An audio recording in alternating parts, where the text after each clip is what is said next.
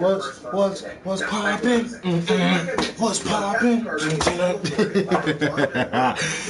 What's poppin', y'all? I just wanted to get on here just to smoke some with y'all. I'm about to start looking at some of my videos and cook some little smokies. I was finna cook jambalaya, but I'm gonna say that for tonight. I just need something to eat right now. So I'm finna fill a bowl up. I'm watching Screen Crush. In Multiverse of Madness, we heard a lot of talk about incursions. We also heard Kang mention them in Ant-Man and the Wasp: Quantumania.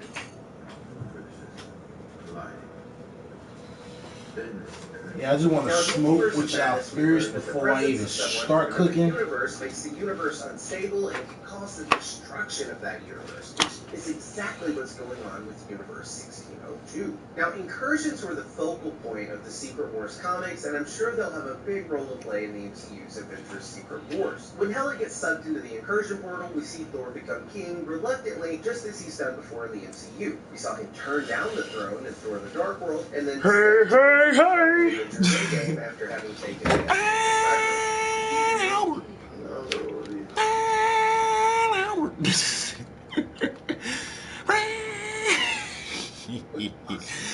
retarded. But yeah. I might get a couple of races in too. We're gonna see. Go to the shop. Or visit betterhelp.com/screencrush for 10% off your first month today. Now, back to what I was saying. That's the only card. That bitch, that's crazy. Teleported by Wanda Merlin to the 1602 universe as a green tear opens in the sky. Yeah, I was looking at wait. Into that portal, and Captain Carter starts lassoing him back in. Very cool. Now, these giant tears are literal tears in space-time. We are actually getting to see what an incursion looks like. An incursion occurs, and the boundary between the universes erodes, and they collide. I want to see what old boy looked like on the original Spotlight thing. Because I think I saw dude.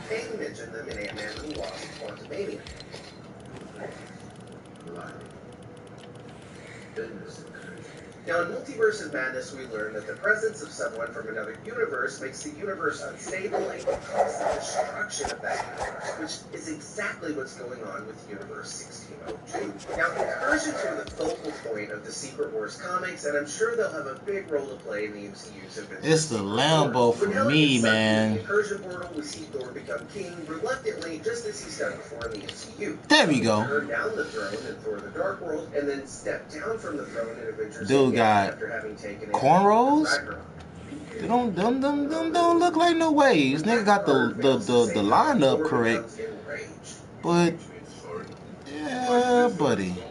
Captain Carter is now on the run, and as the Watcher narrates about the traveling warrior from a neighboring universe, we hear Peggy say, "I can't hear you." This is reminiscent of when Infinity Ultron became aware of the Watcher in last season of What If.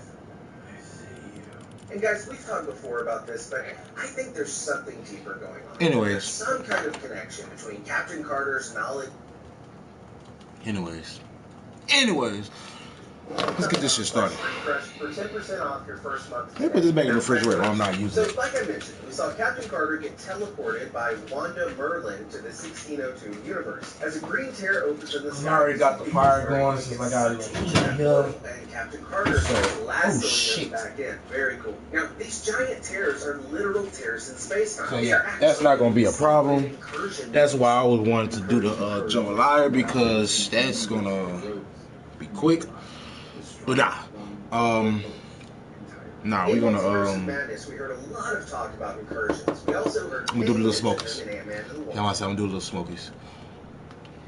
Be straight with that. But new one with no additional cost. You don't have to stress about insurance, who's in your network, or anything like that. So again, if you're struggling, please do consider online therapy with BetterHelp. Click the link in the description or visit betterhelp.com/screencrush for 10% off your first month today. Now, back to what I was saying. So, like I mentioned, we saw Captain Carter get teleported by Wanda Merlin to the 1602 universe. As a green tear opens in the sky, we see people starting to get sucked into that portal, and Captain Carter starts lassoing them back in. Very cool. Now, these giant tears are literal tears in space-time. We are actually getting to see what an incursion looks like. An incursion occurs when the boundary between two universes erodes, and they collide, destroying one or both entirely. In Multiverse of Madness, we heard a lot of talk about incursions. We also heard Kang mention them in Ant-Man and the Wasp: Quantumania.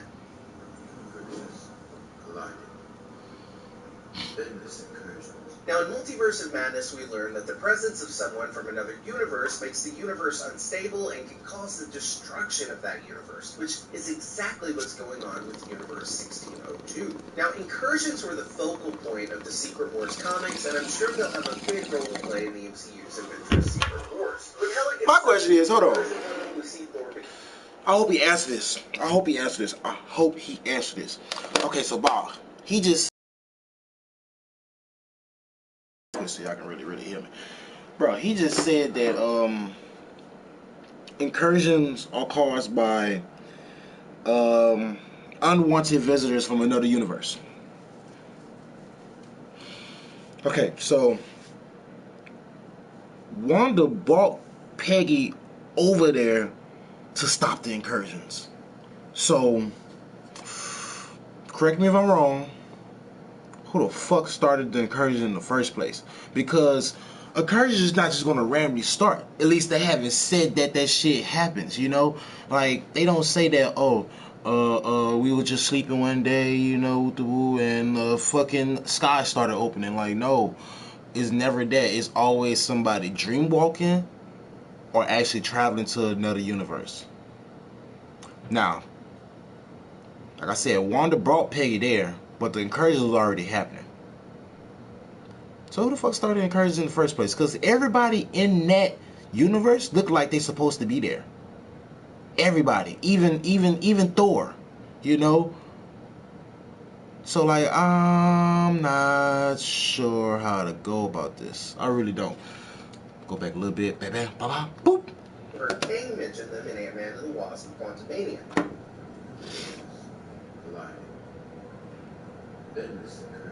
Now, in Multiverse of Madness, we learned that the presence of someone from another universe makes the universe unstable and can cause the destruction of that universe, which is exactly what's going on with Universe 1602. Now, incursions were the focal point of the Secret Wars comics, and I'm sure they'll have a big role to play in the MCU's Avengers Secret Wars. When Hela gets sucked into the incursion portal, we see Thor become king reluctantly, just as he's done before in the MCU. We saw him turn down the throne in Thor: The Dark World, and then step down from the throne in Avengers Endgame after having taken it at the end of Ragnarok. When Captain Carter fails to save Hela, Thor becomes enraged. You speak to me, sorry. My sister is gone. Captain Carter is now on the run, and as the Watcher narrates about the traveling warrior from a neighboring universe... I'm about to say, man, what the fuck? I did not see this part on here before. Bro, became aware of the Watcher. That's why that shit was dirty. I didn't know you can take this part out of the lens. Oh my god. Man, because I was just looking at that bitch like, okay, that bitch look a little big. Man, I done unscrewed that bitch off and don't know which way it's supposed to go. It is yet, but I'm excited to find out. It's inverted. Like, I want to know, can y'all see this? Let me pause this for a second. Go back. Boop, boop, boop. Pop, pop, pop. Portal, we see Thor become king reluctantly. Bam.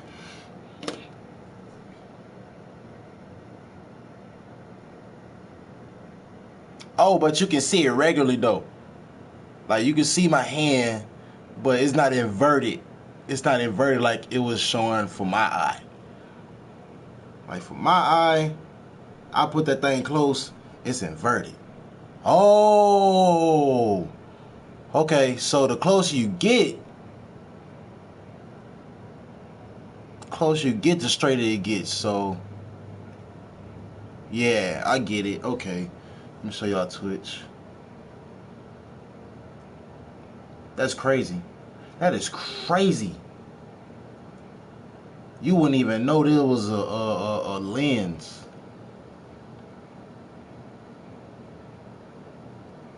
That is crazy. Just imagine if I was doing my shit like this the whole time. Like, but okay, yeah. Okay, yeah, this shows straight. Yeah, so this shows straight. Both ways. So this is really the problem. It gotta be. Yeah, cause that's from the front, that's from the back. Ooh. Yeah, see, bro, if I had, bro, this is the camera I need for YouTube. I swear to God, bro, if I can put like a little attachment just right in front of my PlayStation camera, bro, that would be so fucking perfect. Because I like the little square, you know, it shows my face and shit, but I want to have the camera I have on my Twitch. You feel me? Like, like, I'm just looking at myself every time I talk. Like, bro, just imagine. Just imagine. Oh, and I can bring that bitch out a little bit so that bitch can be even more spacious, bitch. Oh, yeah.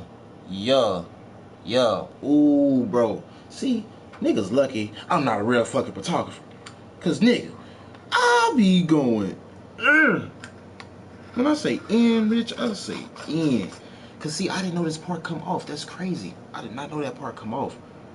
And this shit looks so fucking, it looks perfect. It's like this smaller piece is like irrelevant type shit. Like, look at, bro. You just getting a little space. Literally. Literally. And even when I'm bringing it out, it still look the same. So I could just have that bitch like right there on that hoe. But bring that bitch out, it still looks the same. Bro. Bro. Bro. Bro. Look at this Twitch. Look at this. Look, bro. And see, that's crazy. Bro, if the glare wasn't in that bitch, you wouldn't even know that it was a lens on this whole, cause it don't even look different on my Twitch. It don't. Hold on, let me see.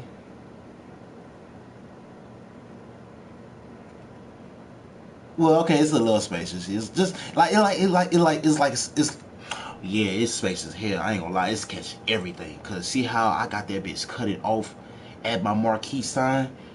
Shit, that bitch showing the blinds, the air conditioning, shit, showing a bit of fucking Miles Spider-Man popcorn bucket over there in the corner. If y'all see that bitch, no, y'all can see the Firkin egg though. That's that peak shit, bro. That's crazy. That's crazy. I just don't understand how people really get this shit down to a science. Like, I really don't get it sometimes, bro. I understand they got smart ass people out there, man, but bro, these motherfuckers really probably drove their self insane trying to get this down to a T. You know? Like, definitely when this shit was first created. Cause, well, I bet when this shit first created, it was just lens, film, button. Nigga had no view hole or nothing, bitch. You gotta hold the lens, hold the light, and somehow snap that bitch. But bro, the attachments is just insane. I only have two. I got a longer bitch in my bag right now. I just use the shorter bitch because I feel like it's better. Even though the long bitch supposed to be better, you know. But me personally, it just makes it like it's like a little tunnel.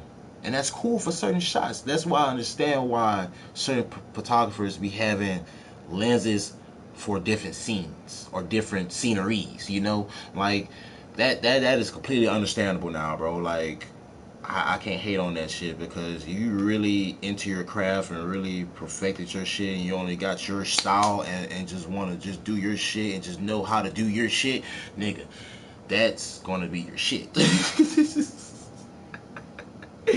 I swear to God, bro. I swear to God, man. And it should not be hard, but it's a little difficult. Look, I still don't know how to make beats correctly, bro. I've been on that shit for years. Nigga, if I go on fucking Fruit Loops right now, bitch, I'm making a straight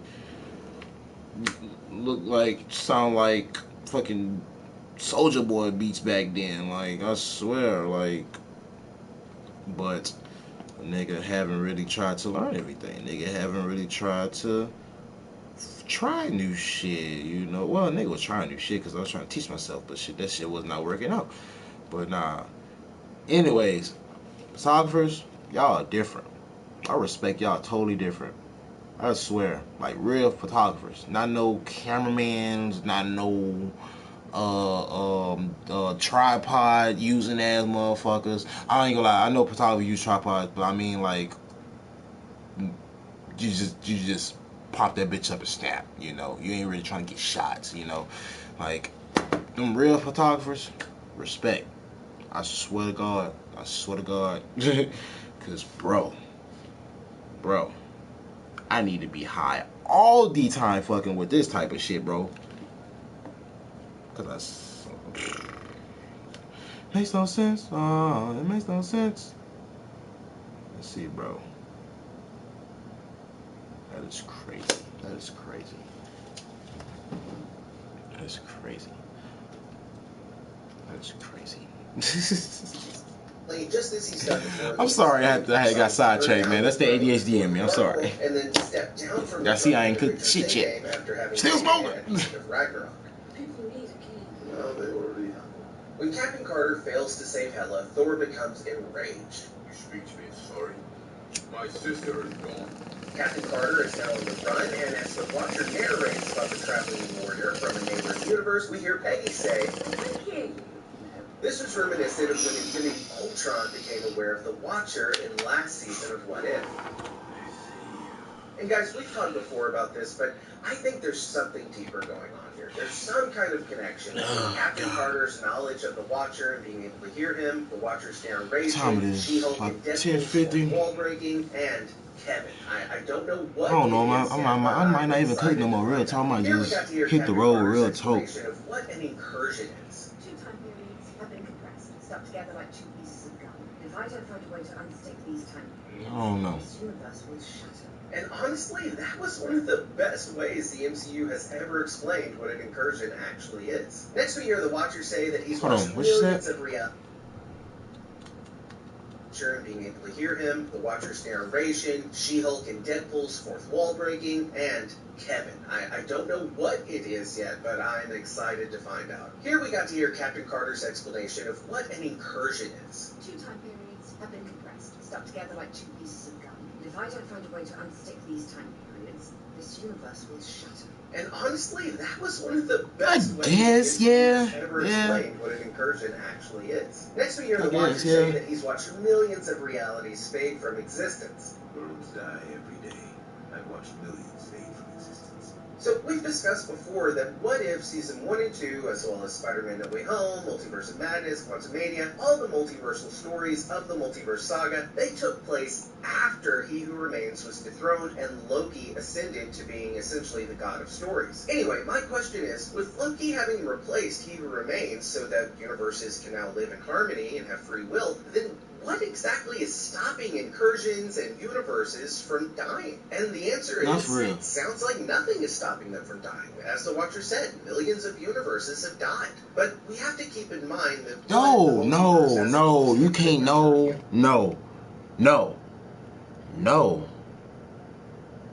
They don't die from random incursions, though. That's weird. Because you already settled a good reason already that, boom, unwanted visitors, bam, whatever universe they came from and whatever universe they're going to, bam. That's simple. You feel me? Like, I don't get that. They it's like they trying to retcon it, but also keep it in the same meaning, like have a sub meaning to it. Like, I guess. The multiverse saga, they took place after He Who Remains was dethroned and Loki ascended to being essentially the god of stories. Anyway, my question is, with Loki having replaced He Who Remains so that universes can now live in harmony and have free will, then what exactly is stopping incursions and universes from dying? And the answer is, it sounds like nothing is stopping them from dying. That's crazy. As the Watcher said, millions of universes have died. You but know. we have to keep in mind that, one, the multiverse has an almost infinite number of universes now. So, yeah, in context, millions maybe isn't that much. Yes, percentage-wise, it's marginally improved. And we also have to remember that the multiverse is now like the tree of life from Norse mythology, Yggdrasil. And I don't know a lot about trees, but what I do know is that sometimes trees flourish and have many branches and leaves, but part of nature is that sometimes those leaves fall and entire branches occasionally fall. I guess what Loki is doing is tending to the tree along with the TVA and now allowing for far more universes to exist than He Who Remains was allowing. And by Loki staying at the center of time, what the fuck, bro? That is too symbolic, bro. That is too symbolic. Just because the multiverse is a tree, some branches getting clipped, some branches dying off. Man, that's crazy. Just, what if it could be your universe? Just, bruh, that's crazy. Tree along with that's TVA, crazy. And now allowing for far more universes to exist. Like that sets up like a surprise steak or whatever. But no, man, it should have actual consequences in the way from doing certain shit that not supposed to be done. You know, like don't that make more sense to me? I mean, to y'all, like maybe just me. I don't know, man, because.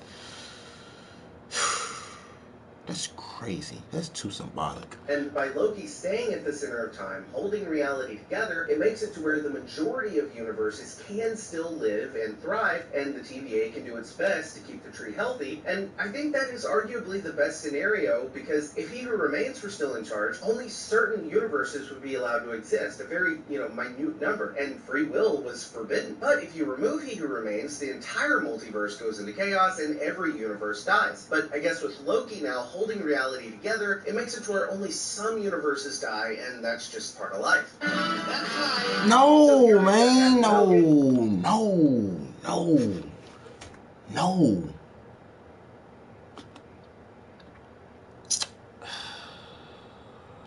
That's gonna be irritating. That's gonna be irritating. It keeps you on your seats. I mean, keep you on the edge, but what if it's the main fucking universe just fades and like niggas got no type of strategy, no build up, it just happens, dies, never coming back, like never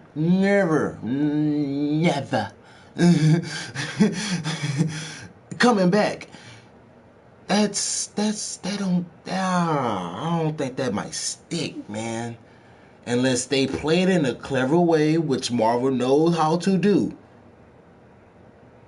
But if that's the case, man, we really gonna have to watch the fuck out for shit. Ooh, it's gonna be crazy. Allowing for far more universes to exist than He Who Remains was allowing. And by Loki staying at the center of time, holding reality together, it makes it to where the majority of universes can still live and thrive, and the TVA can do its best to keep the tree healthy. And I think that is arguably the best scenario, because if He Who Remains were still in charge, only certain universes would be allowed to exist, a very, minute number, and free will was forbidden. But if you remove He Who Remains, the entire multiverse goes into chaos, and every universe dies. But I guess with Loki now holding reality together, it makes it to where only some universes die, and that's just part of life. So here we've got Happy Hogan as Sir Harold the Happy Hogan / Happy the Freak Hogan. Now in our coverage of the What If Christmas episode, I got so caught up in the fact that we were seeing a purple Hulk like Norman Osborn from the comics that I completely looked over the fact that it was supposed to be a take on the Freak. Dude, he's like totally freaky. In the comic line Tales of Suspense, we saw Happy Hogan get turned into this creature known as the Freak, and we got to see that character come to life in the Christmas episode, and now he's in the 1602 universe as well, so I wonder if we'll ever get to see Happy Hogan go purple in the live action. Hell no. It might be fun to see. No. I think Tom Favreau would probably have a lot of fun with it. Also, I thought it was interesting that in this universe, Hogan is Thor's right-hand man instead of Tony Stark's. In this world, Tony Stark is a drunk, and that wasn't a random choice. In the comics, we've seen Tony struggle with alcohol, and that was even touched on in the MCU as well. And guys, by the way, I know Christmas just happened, but if you are interested in checking out our merch store, we've got lots of great stuff. It's a great way to support the channel. So if you're interested in picking... We understand you got product.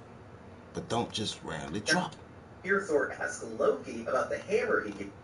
Fuck. Sci-fi movie inspired Still go back merch to the end of it. StreamCrushMerch.com. Here behind Tony, we can see what looks like Thor's hammer, Mjolnir, and later in the episode, we hear Thor ask Loki about the hammer he gave him. I have misplaced it. So I guess that really was Thor's hammer back there behind Tony. And I'd love to hear what the story was there. Like, did you have to be worthy to lift the hammer? Because I would think that this version of Loki, maybe not worthy to lift that hammer, but I do like the idea of, like, oh, Tony was able to lift it. Even That's crazy. Iron Man. Yeah. Anyway, next we get this Robin Hood Steve Rogers, a.k.a. Rogers Hood. Your carriage looks like it could use some lightening of its load. Nigga named Rogers Hood. That shit was funny. I heard that shit. I was like, okay. Clever. Oh, man. That shit was good, though. Big business energy sale at Planet Fitness. Join today for 24 cents down, $10 a month. Cancel anytime. And get energized in the Judgment Free Zone. Never intimidating. Always free fitness training and equipment for every workout. Join today. Deal and Friday. I just realized it was that Meg Stallion song. Now, when I first saw Steve Rogers pop up here, I made a note that he looked like himself from Avengers Infinity War with the hair and the beard, but I thought that was just a stylistic choice for the era and the character he was playing. It's called fashion. But as we find out later, this really is a Steve Rogers from a time when he was battling Thanos in Wakanda wearing his Wakandan shields, just like in Avengers Infinity War. Oh, I didn't even notice that. It was the time stone in Thanos' gauntlet that brought Steve Rogers to this point in time and space. Oh, see, I was so confused. Yo, I was so confused. That's.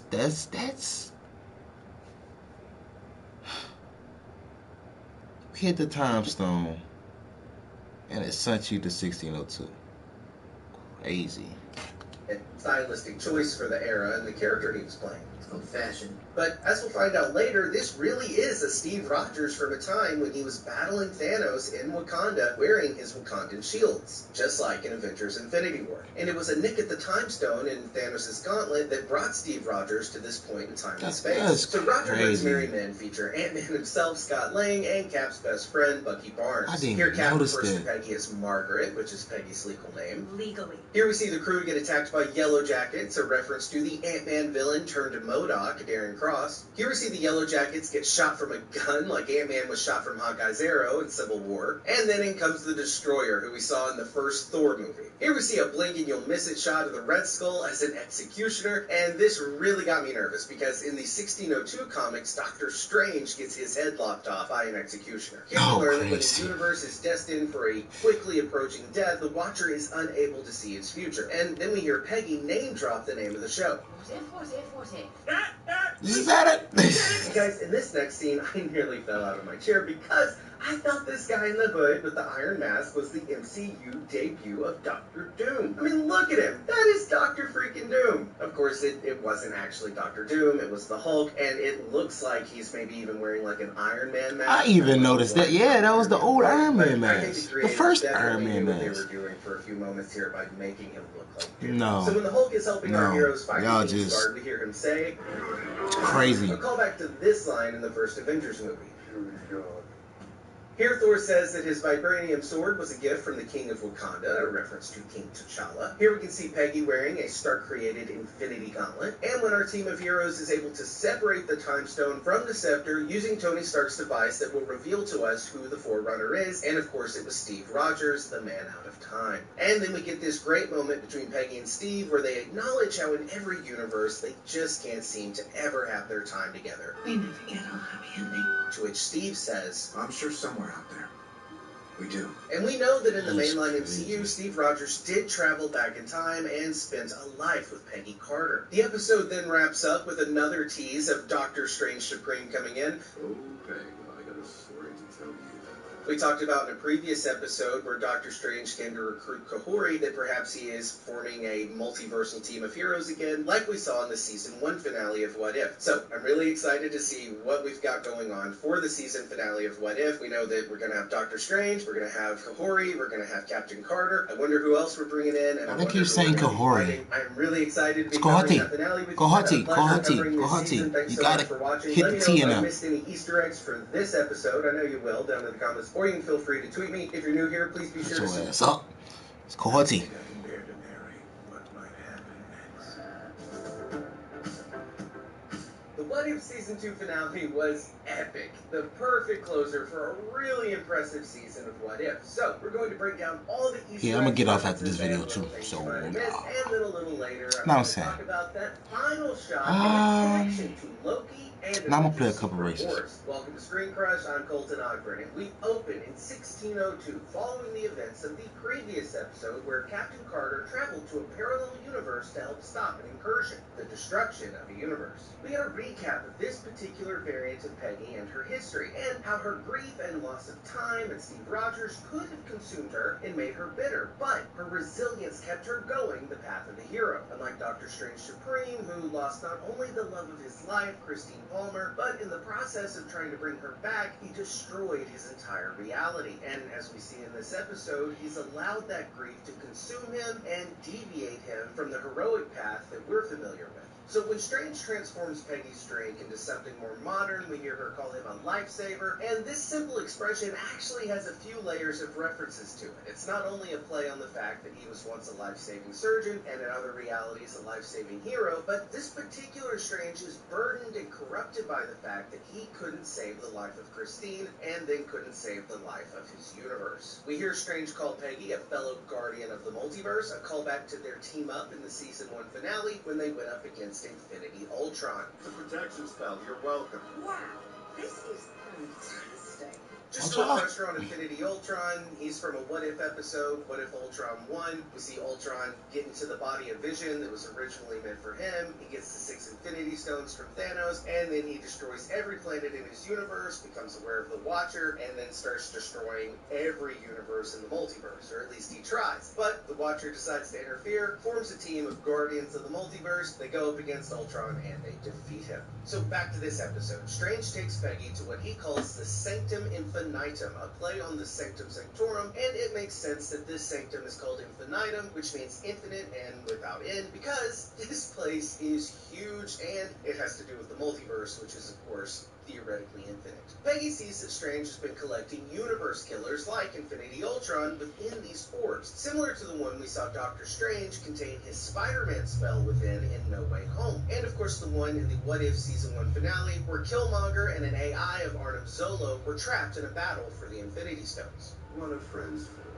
A battle that we later learn in this episode that Killmonger must have won, but more on that in a bit. And you know, the interesting thing about What If is that evergreen tree, it's right there. Hey! Stop! That's crazy. What was I about to say? Oh, that's crazy, man. I should have peeped out that he was about to have a heel turn. Because even at the end of the first season, like that scene ended with that sting, like not a heroic sting, but a villainous sting. What are friends for? You know how fucking arrogant his ass is, so you know. That's crazy. They was already planning this shit. What they gonna do for next season? That's the question, baby. Doug! Dust in the wind. Doug! Yeah, right. What do you want, right? Please stop changing the channel. Oh, I'm sorry. It's just there's never anything good to watch on this TV. Even though I had you. streaming service. Oh, well, then you just need to use NordVPN. They really just... If you will watch, like... Oh, this is the beginning. I'm tripping. NordVPN vpn.com/screencrush, or click the link in the description.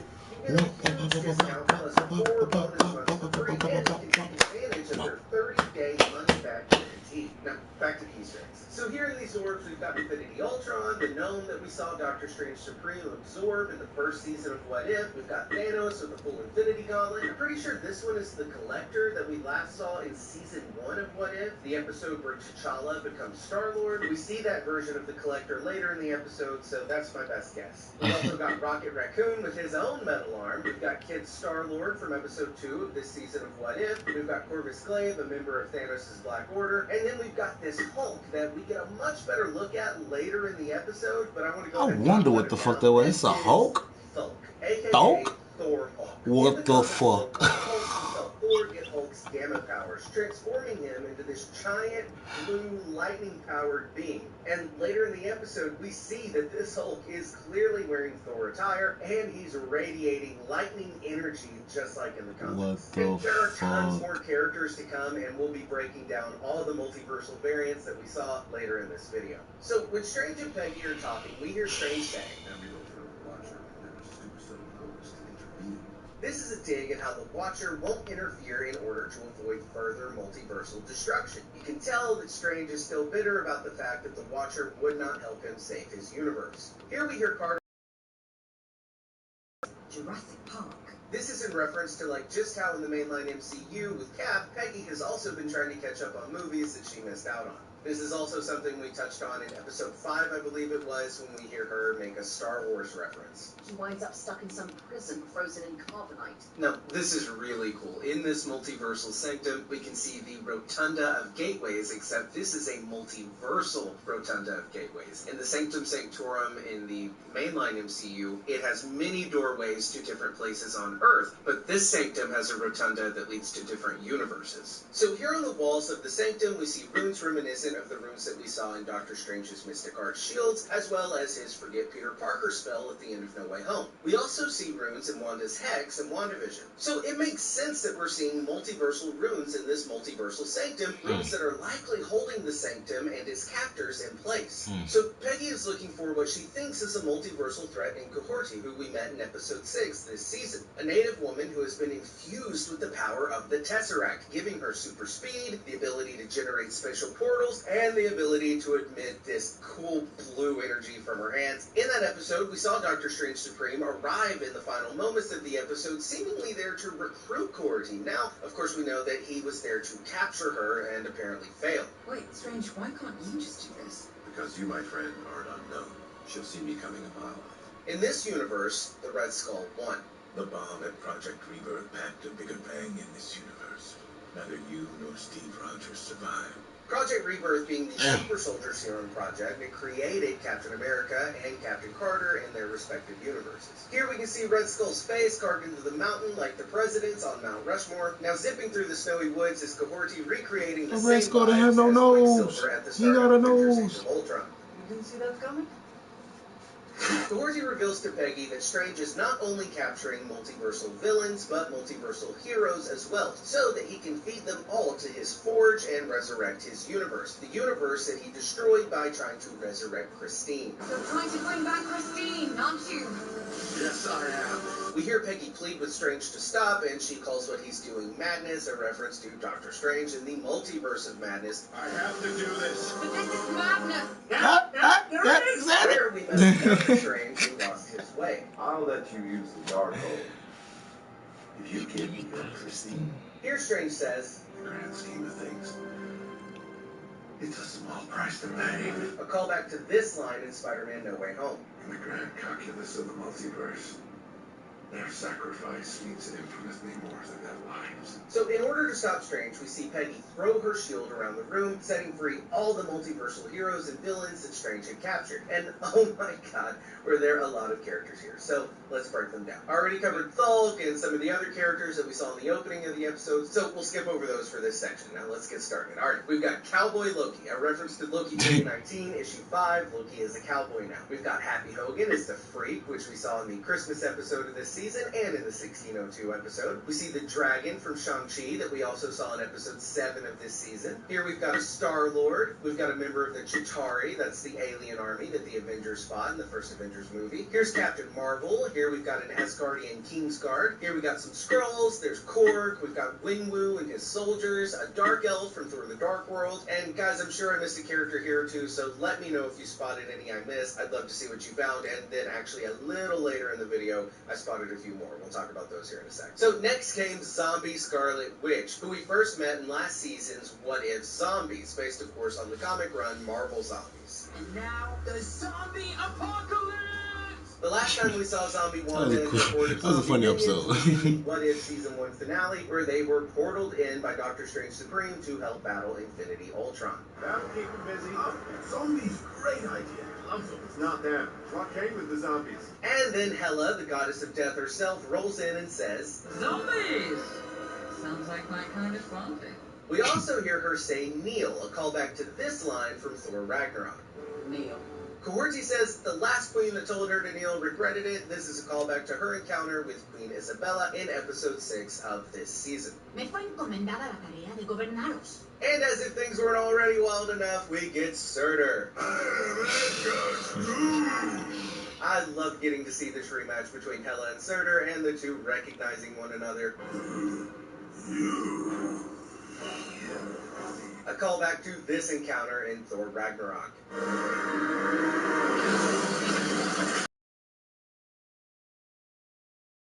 Infinity Stones, but he's then snapped away by Infinity Killmonger, who also has... Oh, that's who did that. That's who did that. I was like, did Cohorty just snapped him?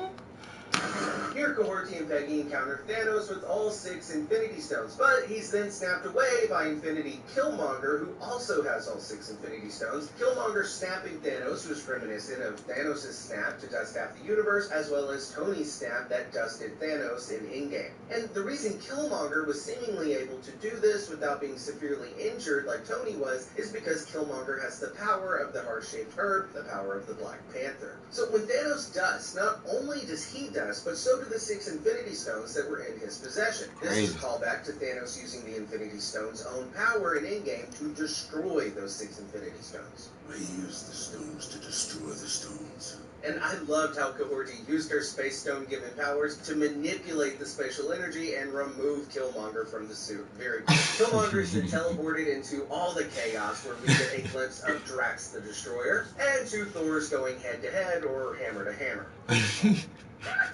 And then, as if Peggy Carter wasn't already awesome enough, we get to see her don the Infinity Stones and pieces of the Infinity Ultron armor. That is, of course, a reference to the Infinity Gauntlet. Strange says to Carter that he's defeated that armor before, a callback to his one-on-one with Infinity Ultron in the Season 1 finale of What If. Peggy then throws her shield at him, and it hits him right in the head. This is, of course, a callback to this scene in Doctor Strange in the Multiverse of Madness. Marvel?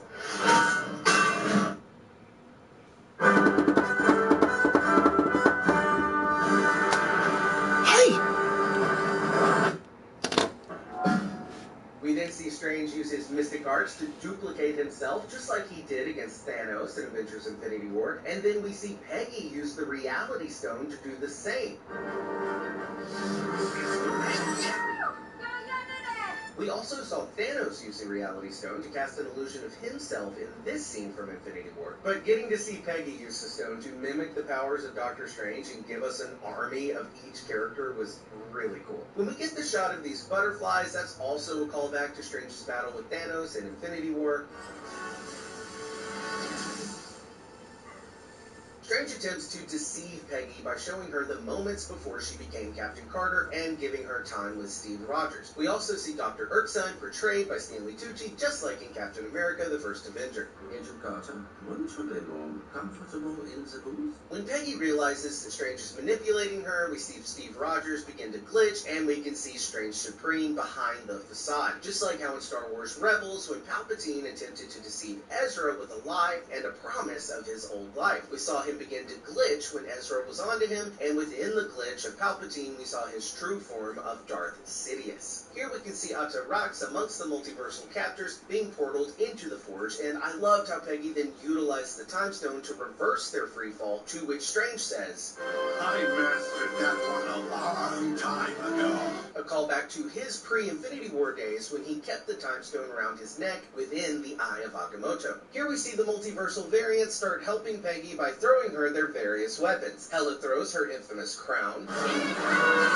Thor throws Mjolnir. Winwu throws the 10 rings. Here we can see what looks like a Wakandan spear. These are Drax's daggers. And here we can see Gamora's sword. We've actually got 2 of them. That looks like a Hawkeye arrow, and this one is one of Winwu's guard's weapons. We then see Strange begin to transform into the same beast that we saw in his What If Season 1 episode after having absorbed multiple dark beings from throughout the multiverse. Here we can see Captain Carter holding Odin's staff, Gungnir. As Strange is now fully morphed into the beast, we see his third eye just like we saw in Multiverse of Madness. He's also got this creepy little smile on his hand that gave me real Pale Man from Pan's Labyrinth vibes. And this isn't an Easter egg, but I just wanted to talk about how awesome it was. Peggy catching all 6 Infinity Stones in her hand and then punching the monster was insane. Hands down, one of the best moments in the season. We then get this cool shot of Strange literally fighting his inner demons, and I love this because even with all those monsters inside of Strange amplifying his greed, we have to remember that in that episode of What If, when Strange Supreme was collecting monsters, the Ancient One actually split his reality in 2. This created a variant of the exact same Doctor Strange, the only difference being that this one didn't go down the dark path of trying to resurrect Christine. Doctor Strange Supreme ended up absorbing that Doctor Strange, which is essentially his light side.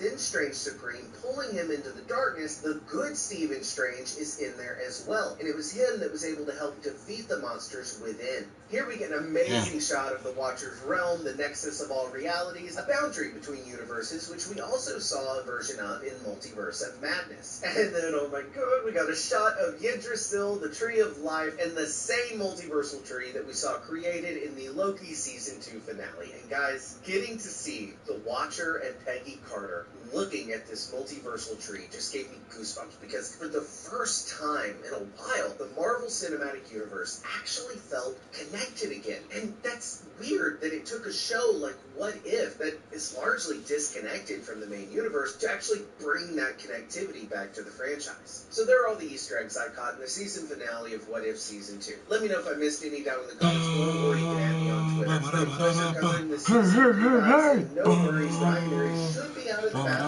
here shortly, and he'll be joining Doug and I back here at the counter. I'm coming back. And just What's your name? There you go, old pal. What's the occasion? Can't the guy just make a meal for his best friend? 1 second. This hasn't got anything to do with the secret, has it? Secret? No. What secret? You're giving me this look, so I'll tell you the secret, aren't you? Am I? Aren't you? Did you do something to this food? I don't know. Did I? I can't stand him. Sorry, excuse me?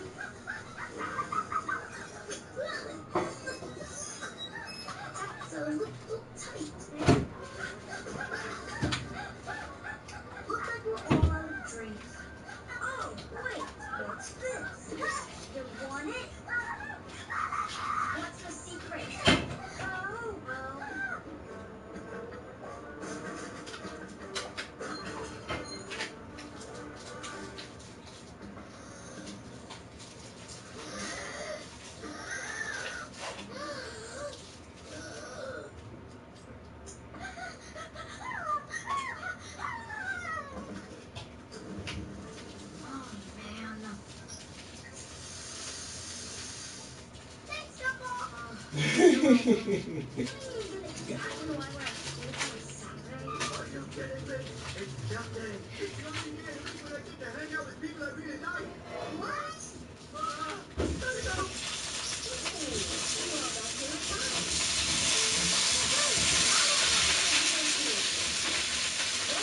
Yeah.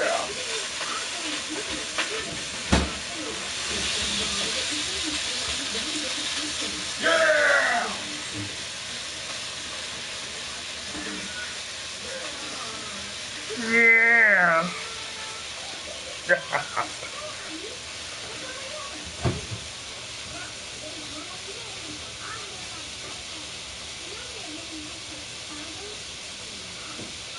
ho, ho.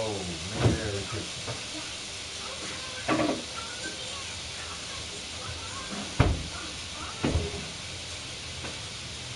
Have you ever had a ho, ho, ho for Merry Christmas? Have you ever?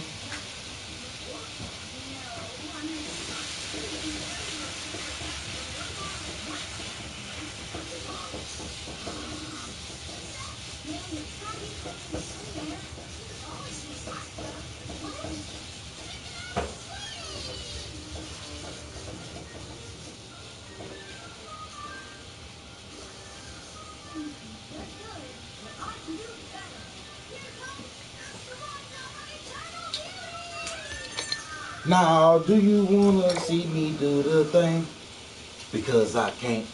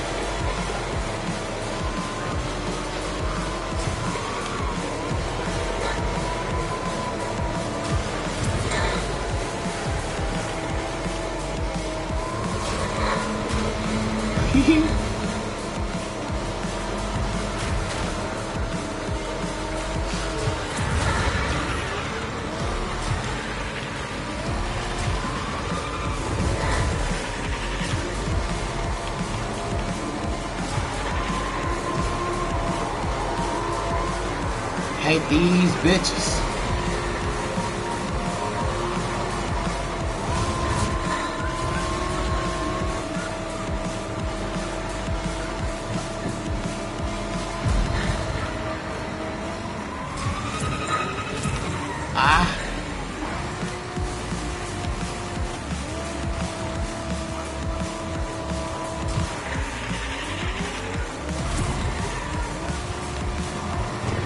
Fuck.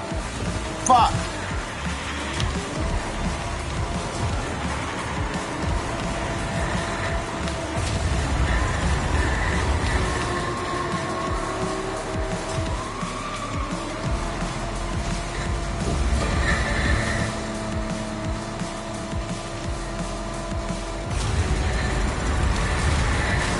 Fuck.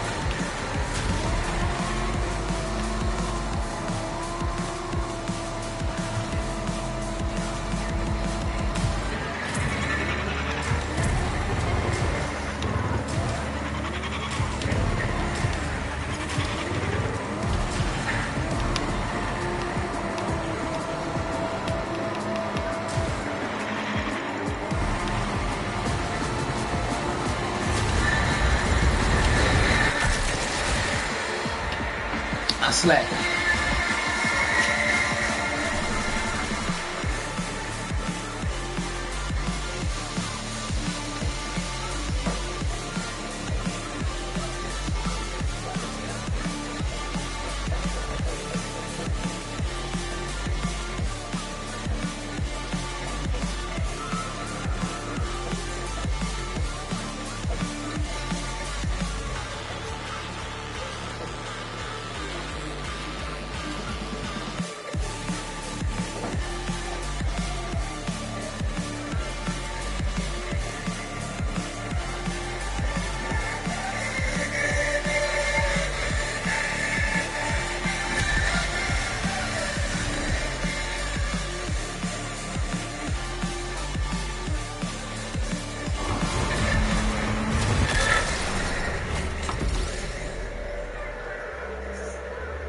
Do you wanna eat a?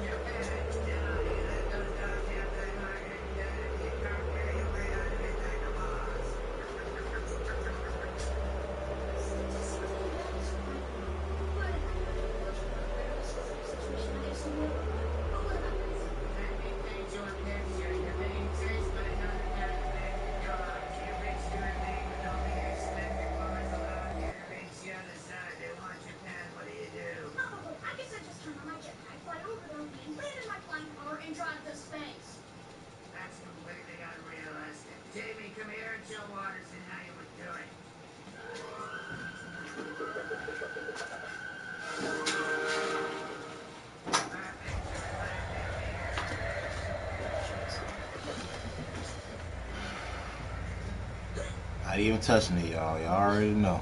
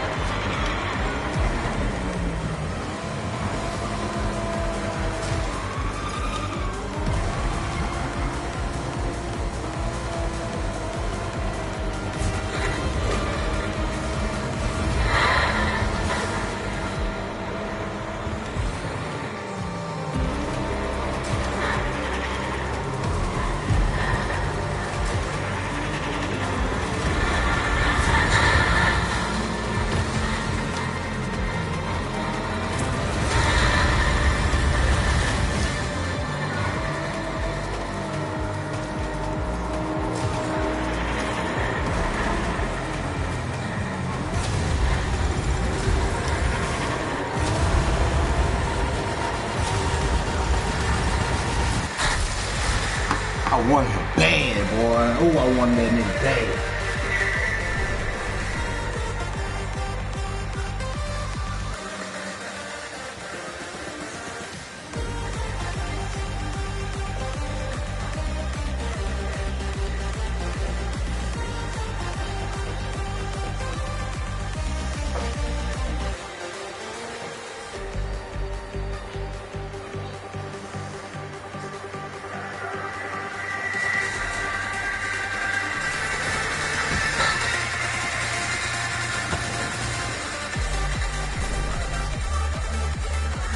Fetch my results, nigga!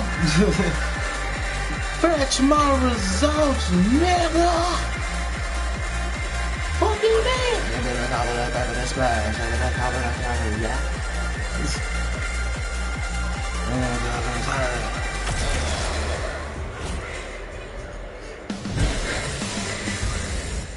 Yo, I'm done. I just want to know my fucking rank. Find that in the lobby though.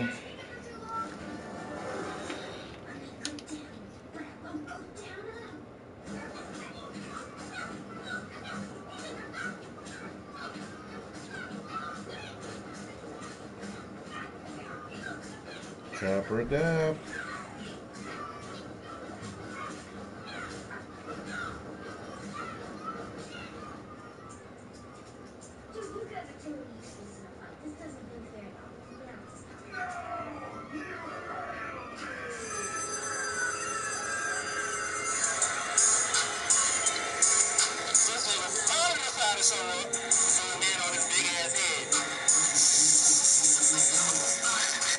Man, bruh, it was lit. But yeah, y'all, I'm about to get my day started. I gotta get something going. I can't be on here all day. So I'm gonna be back when I be back, and when I be back, I'm gonna fuck with y'all. Okay?